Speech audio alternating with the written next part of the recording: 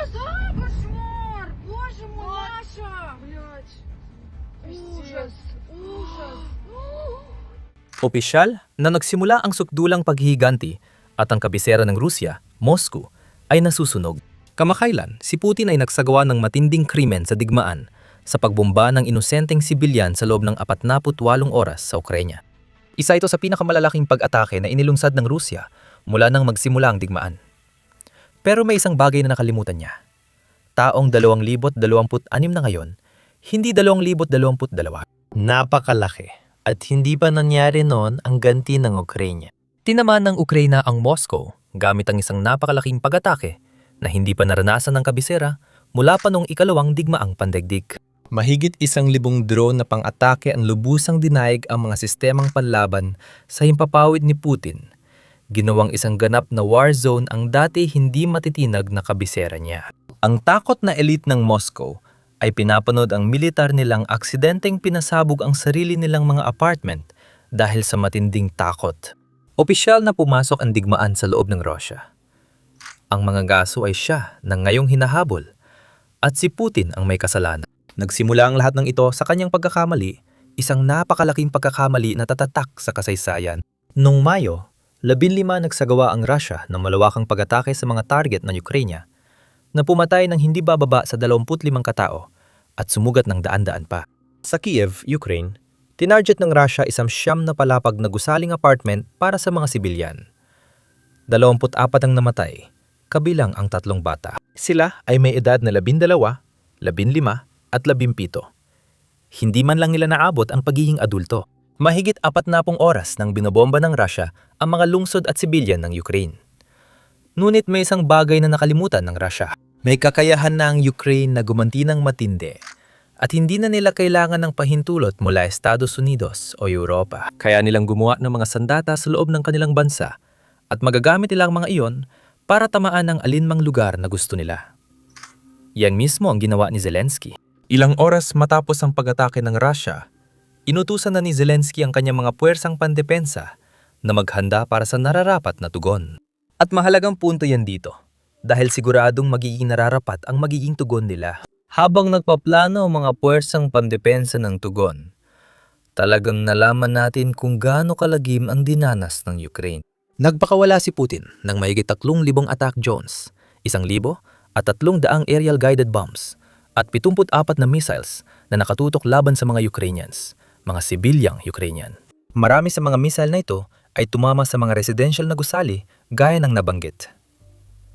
Isa ito sa pinakamabigat na linggo ng Ukraine mula simula ng digmaan noong 2022. Iisa lang ang ibig sabihin nito. Ang ganti na ito ay magiging isang bagay na hindi pa nakita ng Russia at hindi inaasahan ni Putin. Tindarget ng Ukraine ang lahat ng maiisip mong bagay. Pati ang mga tao sa Moscow ay hindi ligtas. Hindi rin ligtas ang mga elitista ng Russia na nakatira sa protektadong lugar at mataas na gusali sa Moscow. Sa kasamaang palad, hindi drone ng Ukraine ang tumatarget sa mga apartment sa Moscow, kundi air defense ng Russia. Pag-uusapan natin ito mamaya. Ituloy natin ang nangyari. Naglunsad ang Ukraine ng pinakamalaking pag-atake sa Moscow mula ikalawang digmaang pandaigdig. Mahigit 80 taon nang lumipas. Malaking bagay ito, lalo ng pag-atake sa Moscow dahil makikita mo kung saan nilagay ni Putin ang mga air defense. Nagtayo siya ng 4 na patong ng air defense systems para protektahan ng Moscow, kabisera at pinakamalaking lungsod ng Russia. Dahil sa setup na ito, inisip ng mga tao sa Moscow na ligtas sila. Dito, nagsimula ang pagkataranta nang makakita sila ng libu-libong Ukrainian drone na malayang lumilipad sa kalangitan ng Moscow. Hindi lang isa o dalawa. Ipapakita namin ito maya-maya. Tingnan natin ang reaksyon ng mga Ruso nang magsimulang lumipad ang mga drone. May isa pa na lumilipad sa kung saan. Ayan na. Ayan na, maliit. Bakit nasa itaas ito? Yan ang yaus sa buwisit. Pangalawa na yan, puta. Baka tinatarget ang lugar ko. Lumipad ang pangalawa, nagmintis ulit sila. Ngayon, isa pang gusto kong ipunto. Sa video na to, makikita natin ang maraming clips mula sa mga tao sa Moscow na ibig sabihin, bihira tamaan ang lungsod. Kaya hindi alam ng mga mamamayan na ayon sa batas sa loob ng Russia, Bawal silang mag-record ng mga ganitong video at i-post ito sa internet para makita ng lahat. Bihira itong mangyari, lalo na sa ganitong laki.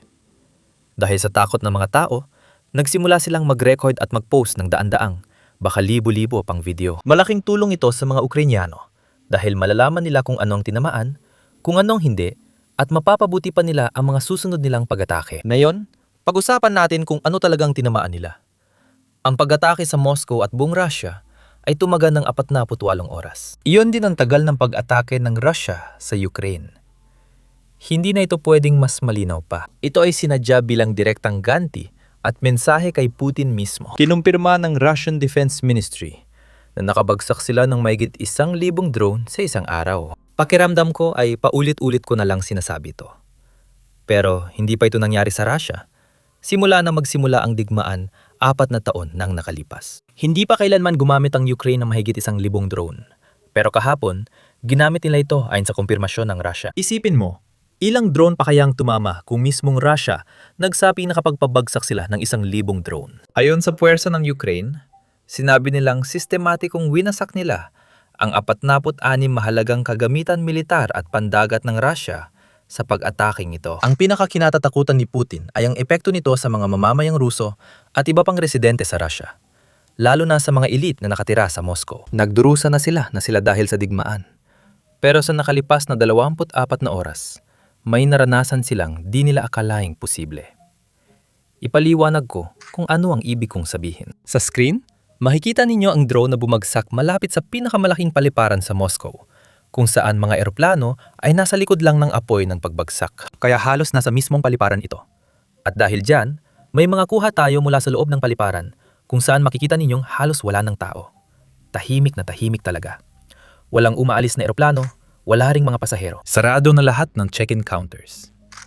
May video tayo ng isang babaeng malapit sa paliparan na nag-react halos real-time sa drone attacks. Pakinggan natin ito. Sa madaling salita, binobomba nila ang Sheremetyevo Airport para sa Hollywood. Buisit! Sobrang gulo na nito. Malapit lang ako nakatira. Diyos ko. Saan naman sumabog na yon? Ngayon, sumabog na naman. Ano ba to? Sawang-sawa na ako sa kalokohang to. At nangyari to sa buong Moscow. Isa lang to sa mga airport na tinarget.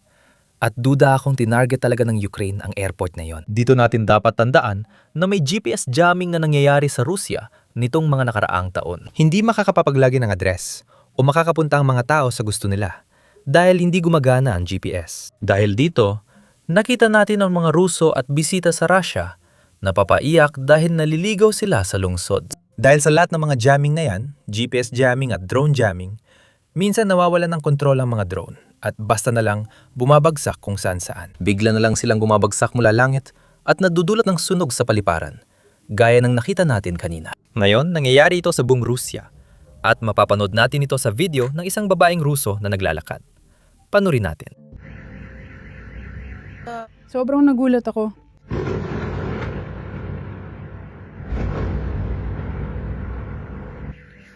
Hindi pa ako ganito natakot noon.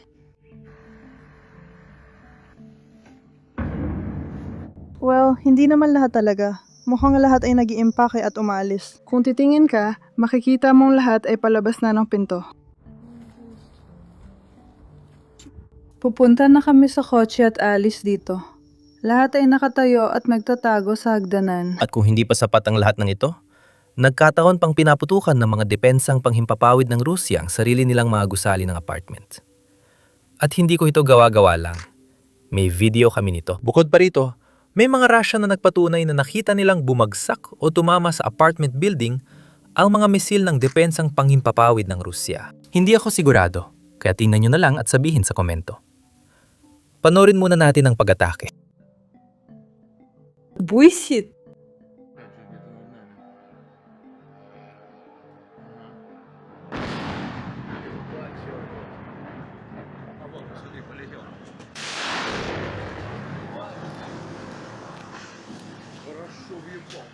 May TikTok clip tayo mula sa isang mamamayang Ruso na nagkukwento tungkol sa nakita niyang pag-atake at kinumpirma ito. Pakinggan natin. Di naman nila ang air defense at ang katabing gusali yung sa kabila ng kalsada. Buisit! Buisit! Buisit! Sa katabing apartment complex sa Busali 11. Nasa tapat lang ito, sa kabila ng kalsada mula sa gusali ni Nikita. Makikita mo ngayon sa iyong screen ang footage ng isang Ukrainian drone na pumapasok sa isang refinery ng langis sa loob ng Russia. Isa itong malaking refinery sa Moscow. Matatagpuan sa Kaponsk district ng Moscow, ang pasilidad na pagmamayari ng Gazprom na napoproseso ng 200 at 45 bariles ng langis kada araw. Mga 40% ng fuel na yon ay bumabalik sa Moscow para sa lokal na pangangailangan. Kaya isa ito sa pinakamahigpit na binabantayang lugar sa rehiyon. Sa kabila nito, may isang drone na nakapasok at nagdulot ng pinsalang aabot sa daan-daang milyong dolyar. Sapat na ba ang tugon sa ngayon? O dapat pa tayong magpatuloy? Para sa akin, dapat pa tayong magpatuloy. Hindi Ukraine ang nagsimula ng digmaan, kundi Russia. Kaya hindi pwedeng basta tumigil ang Russia dahil lang bumabalik ang mga Ukrainyano. May tinamaan din tayong istasyon ng pagkakarga ng gasolina sa baryo ng Dronusko. Napakalaki ng apoy na kitang-kita ito mula sa milya-milyang layo. Kasama rin sa mga tinamaan ang isang FSB patrol ship sa Kapiansk, isang air defense system sa Luhansk, at syempre, ang komunikasyon ng Black Sea Fleet sa Crimea at iba't ibang command post. Inatake ng Ukraine ang Russia sa tubig, himpapawid at lupa. Walang mapagtataguan. Tulad ng sabi ko, ang mga manganggaso ang siya na yung hinahabol. Para sa maraming Ruso, ito na ang pinakamasamang bangungot. Maririnig natin ang takot nila sa mga video kung saan nakukwento sila tungkol sa naramdaman nila. Ganito ang naramdaman ng Ukrainians sa loob ng 4 na taon habang patuloy na inaatake ng Russia ang Ukraine ng halos walang parusa. Gumaganti ang Ukraine pero hindi ito katumbas. Ngayon, nagiging mas katumbas ng tugon ng Ukraine. Kaya tingnan ninyo ang reaksyon ng mga Ruso. May narinig akong parang ugong. Hindi ko nga alam kung paano ilarawan. Parang may lumilipad sa ibabaw ng bahay namin. Natakot ako at nung nakita ko ang usok, nagising kami ng 4:00 ng umaga na nanggagaling sa gubat. Hindi sa amin ang gubat, kundi yung nasa burol na malapit dito, mga 3 minutong layo. Ang daming usok. Akala ko, Diyos ko, ang lapit na. Yung tunog na yun, mga eroplano yon na lumilipad. Kapag may lumilipad na eroplano, bukas ang Sheremetyevo Airport, kaya kalmado ang lahat.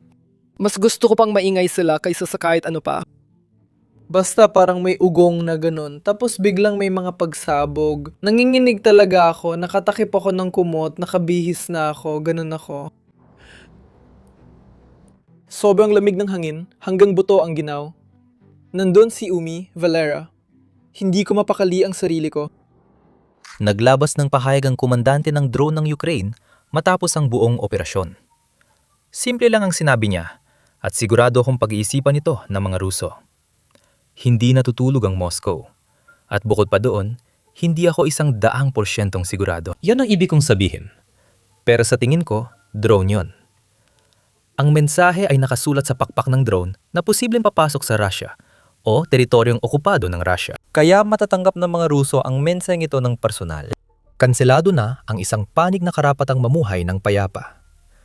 Mahalagang pumasok sa tamang usapan, pero mas mahalagang marunong umalis ng mag-isa. Sa madaling salita, kung gusto ni Putin na iligtas ang sarili niya, kailangan niyang itigil ang digmaan at iurong ang mga tropang Ruso. Naglabas din ng pahayag si Pangulong Zelensky na nilinaw ng pag-atake na ginawa ng Ukraine ay ganap na makatarungang ganti dahil sa pag-atake na ginawa ng Russia.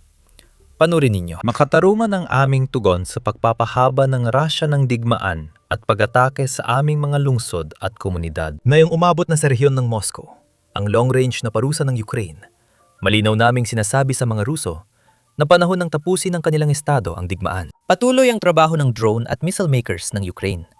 Nagpapasalamat ako sa serbisyong pansiguridad ng Ukraine at lahat ng puwersang pananggulan ng Ukraine sa kanilang proteksyon at katumpakan. Mahigit 500 kilometro o 300 milya ang layo mula sa hangganan ng Ukraine. Pinakamataas ang depensang panghimpapawid ng Russia sa rehiyon ng Moscow, pero nalalampasan ito ng Ukraine. Mabuhay ang Ukraine. Sobrang lala na ng sitwasyon ng mga Ruso, kaya handa na silang makipag-usap sa Europa. Ayon mismo sa tagapagsalita ng Kremlin. Ayon kay Peskov, gusto ng Kremlin na ibalik ang dialogo sa Ukraine. Nangyari ito Mayo 17 pagkatapos ng pag-atake sa Moscow. Bigyan ko kayo ng isang pagkakataong humula. Kung mahulaan ninyo sa komento kung bakit niya sinasabi ito ngayon. Sa totoo lang, para lang ito sa publiko at hindi niya sinabi ang totoong dahilan. Bukod pa dito, ibang balita na natatanggap ng mga Ruso sa labas ng Moscow kumpara sa nakukuha ninyo mula sa video na ito. Para sa mga Rusong hindi nakikita ang totoong nangyayari, maaring hindi nila malaman ang totoo dahil sa ipinapakita ng Russian news channel. Pakinggan ninyo. Kagabi at ngayong umaga, napigilan ng Air Defense Forces ang isa sa pinakamalaking drone attack ng Ukraine sa buong espesyal na operasyong militar. Tungkol sa pagpigil sa malawakan drone attack ng Ukraine sa rehiyon ng Kabisera. Ayon kay Alkalde ng Moscow, Sergei Sobyanin, higit sa 120 drone ang pinabagsak ng mga sistema ng depensang panghimpapawid sa nakalipas na 24 na oras. Isa ito sa pinakamalaking drone attack ng Ukraine, kabilang ang sa rehiyon ng Kabisera na napigilan. Nasusunog ang refinery at pabrika. Sabi ng balita sa Russia at state media ng Kremlin, napigilan daw nila ang pag-atake. Nakakasuka na ang sitwasyon, kaya pati Russian war blogger ay kumukontra na sa propaganda ng Kremlin. Malalaking taga-suporta ng pananalakay na sinimula ni Putin ang mga war blogger na ito. Pero dahil sa mga kapalpakan, tumatalikod na sila sa Kremlin. At ang pahayag na ito na titingnan natin ngayon ay galing kay Romanov, isa sa pinakamalalaking war blogger sa loob ng Russia. Tingnan mo ang sinabi niya. Kung may makita ka mismo na salungat sa sinasabi ng mga opisyal na sanggunian, huwag kang maniwala sa sarili mong mga mata. Kagabi, umatake ang mga labi ng kamikaze drone ng sandatahang lakas ng Ukraine sa Amiznov Azov, pinakamalaking kumpanyang pangkemikal sa Timog Russia. Pero ayon sa gobernador ng rehiyon, walang pinsala. Kaya magtiwala tayo sa mga opisyal na pinagmumulan. Siyempre, sarkastiko ang tono niya. Pinula niya ang opisyal na pahayag at ang pagiging katawa-tawa nito. Kita mo naman ang sunog sa pabrika kahit malayo ka ng 10 milya. Sabi ng Russia, walang pinsala. Naalala ko tuloy ang kasabihan ni George Orwell. Sinabihan ka ng partido na huwag paniwalaan ang nakikita at naririnig mo. Iyon ang kanilang huling at pinakamahalagang utos. Para sa Russia, nagbabalik ang digmaan sa sariling bayan. Sabi ni Zelensky, bumabalik ito kung saan nagmula, sa Moscow. At sinasabi na ngayon ni Putin sa kanyang mga mamamayan na kailangan nilang ipikit ang kanilang mga mata at takpan ang kanilang mga tainga. Hindi talaga ito ayon sa plano. Ako nga pala si Sam. Yan lang munang balita ko para sa inyo ngayon. Kita-kits tayo sa susunod na video.